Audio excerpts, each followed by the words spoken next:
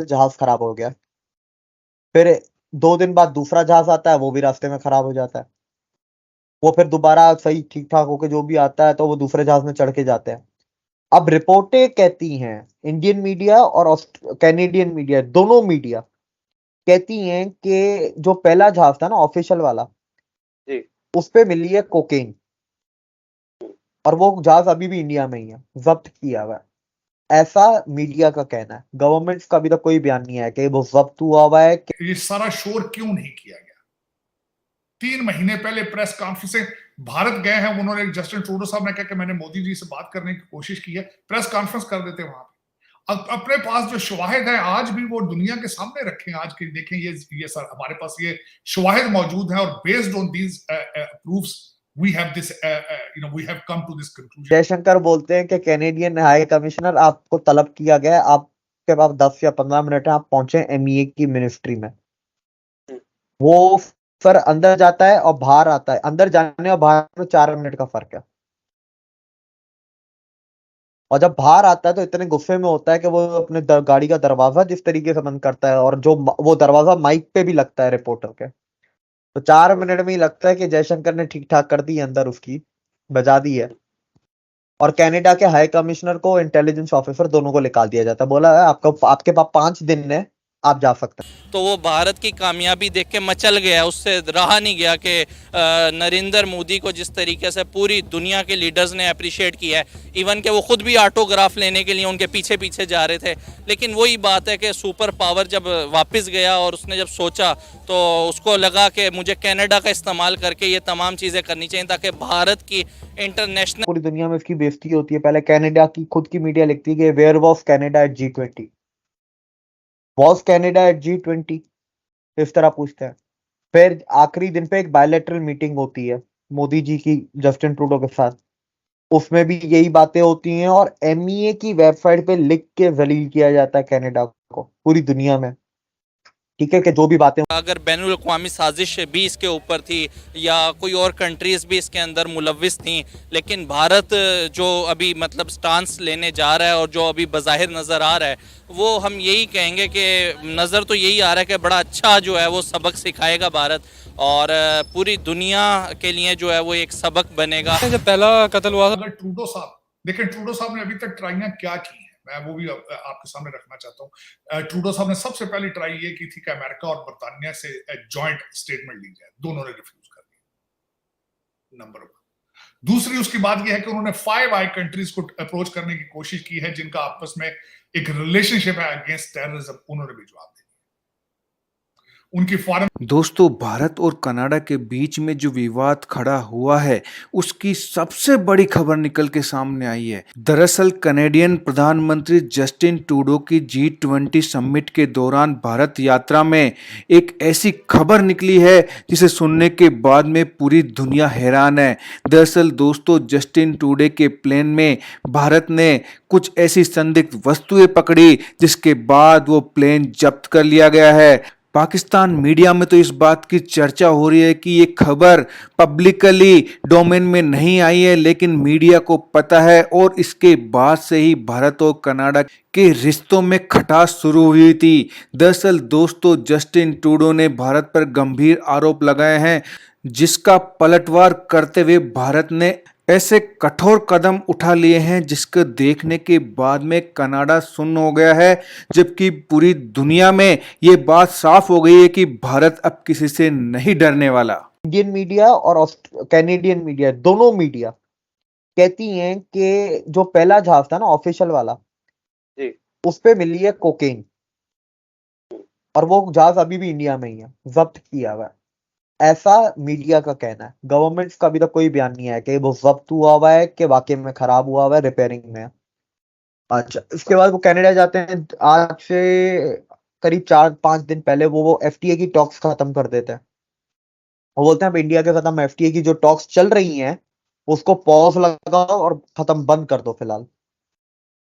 FTA talks के 2 दिन बाद वो बोलते हैं, फिर ये पार्लियामेंट में आते हैं, बोलते हैं कि ये जो निज्जर है ना, जिसको 2.5 महीने पहले कनाडा में मारा गया, जी, जी। और जो टेररिस्ट था डेजिग्नेटेड एनआईए का, कहता है कि इसको इंडिया ने मारा है, कैनेडियन सिटीजन था, ठीक है, और कैनेडियन सॉइल पे इंटरफेरेंस चाहिए, कनाडा की सॉवरेनिटी पे हमला है, इसीलिए मैं इंडिया की एम्बेसी में ये एक डिप्लोमेट है उसको मैं निकाल के वापस भेज रहा हूँ। हम्म, ठीक है, अब वो उस डिप्लोमेट का नाम पवन कुमार राय है, ठीक है। अब अगले दिन सुबह को जयशंकर बोलते हैं कि कैनेडियन हाई कमिश्नर आपको तलब किया गया है, आपके पास 10 या 15 मिनट है, आप पहुंचे एमईए की मिनिस्ट्री में। वो फिर अंदर जाता है और बाहर आता है, अंदर जाने और बाहर में 4 मिनट का फर्क है। और जब बाहर आता है तो इतने गुस्से में होता है कि वो अपने गाड़ी का दरवाजा जिस तरीके से बंद करता है, और जो वो दरवाजा माइक पे भी लगता है रिपोर्टर के, तो 4 मिनट में ही लगता है कि जयशंकर ने ठीक ठाक कर दी है, अंदर उसकी बजा दी है। और कनाडा के हाई कमिश्नर को, इंटेलिजेंस ऑफिसर, दोनों को निकाल दिया जाता है, बोला है आपका आपके पास 5 दिन है, आप जा सकते हैं। अच्छा, ये होता है, इंडिया की खबर आती है 12 बजे के आसपास। 3:30-4 बजे पन्नू की वीडियो आ जाती है। पन्नू कौन है? जो सब one of the biggest leaders या one of the commanders of Khalistan, जो कनाडा में रहता, बोलता है मैं हिंदुओं को चेतावनी देता हूं, कनाडा में जितने हिंदू हैं भाग जाएं छोड़ के। उसका ये बयान आता है 6:30 बजे, मतलब करीब 2 घंटे बाद ट्रूडो फिर टीवी पे आ जाता है, बोलते नहीं नहीं हम इंडिया को प्रोवोक नहीं करना चाह रहे थे, इंडिया ने हमें गलत समझ लिया, फला कर लिया, ढमका कर लिया। इसके इस बयान के बाद करीब 2 घंटे बाद ऑस्ट्रेलिया से बयान आ जाता है, यूके से बयान आ जाता है, अमेरिका से बयान आ जाता है, न्यूजीलैंड से बयान नहीं आता। इसको आईस ग्रुप कहते हैं, ये 5 मुल्क है, इनको कहते हैं आईस। आईस का मतलब ये है कि ये इंटेलिजेंस शेयरिंग करते हैं आपस में। ऑस्ट्रेलिया बोलता है we are looking into the matter and we are concern about the situation, वही मतलब डिप्लोमेटिक लैंग्वेज, मतलब हम जी, कुछ नहीं करने वाले, तुम्हारा साथ नहीं देने वाले, हम इंडिया के खिलाफ नहीं जाने वाले। रहा है और जो अभी बज़ाहिर नज़र आ रहा है वो हम यही कहेंगे कि नज़र तो यही आ रहा है कि बड़ा अच्छा जो है वो सबक सिखाएगा भारत, और पूरी दुनिया के लिए जो है वो एक सबक बनेगा। और बाकी जो इशू मतलब ये क्रिएट किया जा रहा है स्पेशली खालिस्तान वगैरह का, और इस पे पाकिस्तान ने भी अभी अगर देखें जो हमारे एक्स फॉरेन मिनिस्टर हैं बिलावल भुट्टो, उन्होंने भी मतलब स्टेटमेंट जारी की है। मेरे ख्याल से जहां अमेरिका की बात की जाए, जहां बहुत से ममालिक की बात की जाए, उन्होंने किसी एक नेशन ने भी जो है वो क्लियर किसी के ऊपर जो है वो स्टेटमेंट नहीं पास की। उन्होंने यही कहा है कि हम इस सिनेरियो को देख रहे हैं, लुक आफ्टर कर रहे हैं, और इसको मतलब इसके ऊपर काम होना चाहिए। लेकिन अल्हम्दुलिल्लाह चूँकि हम एक रिच कंट्री हैं, हमें आदत है कि हम दूसरी कंट्रीज़ के मसले मसाइल में बड़े अच्छे तरीके से जो है इन होते हैं, तो हमने फ़ौरन मतलब जो है दोबारा एक दफ़ा फिर एंटी भारत जो है हमने स्टेटमेंट हमारे एक्स मिनिस्टर ने जो है वो पास किया है। और भी बहुत से मिनिस्टर की तरफ से स्टेटमेंट आई है कि भारत देख लें, पूरी दुनिया में जो भारत का चेहरा है वो भारत ने, पूरी दुनिया ने देखा है कि किस तरीके से भारत ने वहाँ पे खालिस्तान इशू के ऊपर जो है वो मर्डर किया है कनाडा के अंदर। तो मैं पर्सनली इस चीज़ को समझता हूँ कि हमें इन तमाम चीज़ों से अवॉइड करना चाहिए था। हमारे अभी अपने मुल्क की हालात जो इस टाइम है, रोटी की फ़िक्र से ही यहाँ पे एक आम आदमी नहीं निकल रहा। अगर हम अपने मुल्क के रहने वाले लोगों के मसले मसाइल पे गौर कर लें, हमारे हुक्मरान पाकिस्तान का सोच लें, तो वो ज़्यादा बेहतर है। बनिस्बत मैं ये कहूँगा कि हम भारत के ऊपर कोई स्टेटमेंट पास करें या कनाडा वाली साइड पे जाएं। कनाडा वाले अपनी अच्छी ज़िंदगी गुजार रहे हैं, भारत आगे तीसरी बड़ी इकॉनमी बन जाएगा। ये बड़े चौधरियों के मसले मसाइल हैं, इसमें हम जैसी कंट्रीज़ को स्टेटमेंट पास करना या इन्वॉल्व होना मैं नहीं समझता कि यहाँ पे। बिल्कुल अली, आप बिल्कुल ठीक कह रहे हैं। हम तो ना 3 में है ना 13 में, हमारे फॉरेन मिनिस्टर को इस तरह से स्टेटमेंट देना जो है वो बिल्कुल भी मुनासिब नहीं लग रहा। कि आप कह रहे हैं कि इंडिया एक गुंडा रियासत बन गया है, इंडिया एक दहशतगर्द रियासत बन गया है। पहले आप अपने गिरेबान में देखें। अगर आपने नव इंडिया न्यूज़ को सब्सक्राइब नहीं किया है तो तुरंत नीचे दिए सब्सक्राइब बटन पर क्लिक करें, वीडियो को लाइक करें, कमेंट करें और मजबूत भारत की धमक को महसूस करें।